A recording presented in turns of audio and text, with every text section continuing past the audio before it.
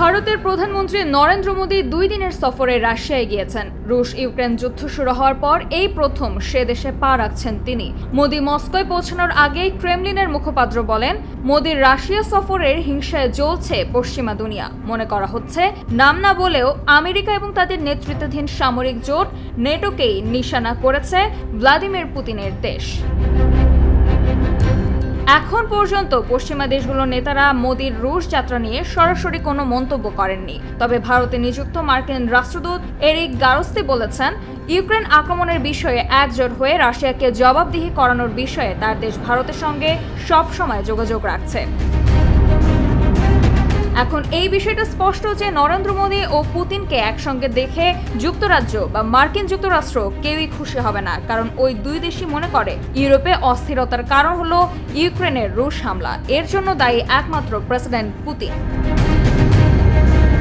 Vladimir পুতিনের আমন্ত্রণে 22তম Bharat Russia বার্ষিক শীর্ষ সম্মেলনে যোগ দিতে রাশিয়া সফরে গেছেন ভারতের প্রধানমন্ত্রী। গত 3 বছরে এই দুই দেশের মধ্যে শীর্ষতম পর্যায়ে কোনো দ্বিপাক্ষিক বৈঠক হয়নি। দুই রাষ্ট্রনেতার মধ্যে কোন কোন বিষয়ে আলোচনা হতে পারে সে প্রসঙ্গে রাশিয়া জানিয়েছে, পুতিন এবং নরেন্দ্র মোদী ভারত এবং রাশিয়ার ঐতিহ্যগত বন্ধুত্বপূর্ণ সম্পর্ককে আরও মজবুত করার পাশাপাশি আন্তর্জাতিক এবং আঞ্চলিক বিষয় নিয়ে আলোচনা করবেন।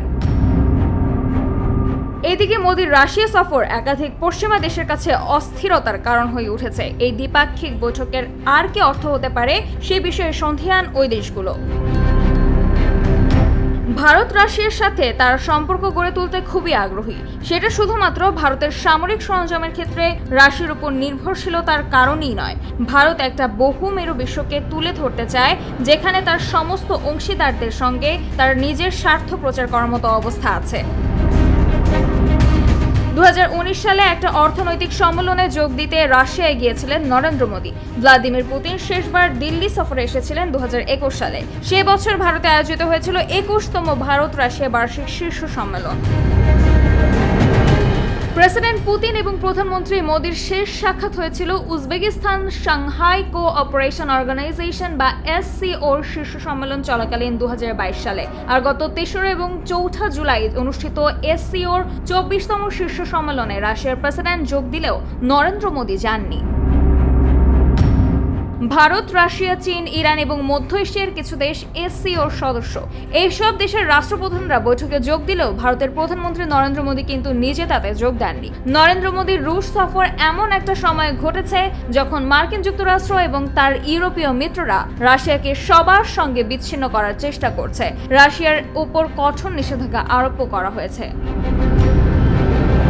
ভারতের সঙ্গে রাশিয়ার ঐতিহাসিক সম্পর্ক রয়েছে। প্রধানমন্ত্রী মোদী এবং পররাষ্ট্রমন্ত্রী S জয়শঙ্করের বক্তব্য থেকে এটা স্পষ্ট যে ভারত সব দেশের সঙ্গে সুসম্পর্ক চায়, বিশেষত রাশিয়ার সঙ্গে, কারণ এটা এমন একটা দেশ যার সঙ্গে সোভিয়েত আমল থেকেই ভারতের সুসম্পর্ক রয়েছে। 1960-এর দশক থেকে 1980-এর দশক পর্যন্ত ভারতে বেড়ে ওঠা যে কারোরই পক্ষে সোভিয়েতের প্রভাব থেকে রক্ষা পাওয়া প্রায় অসম্ভব ছিল।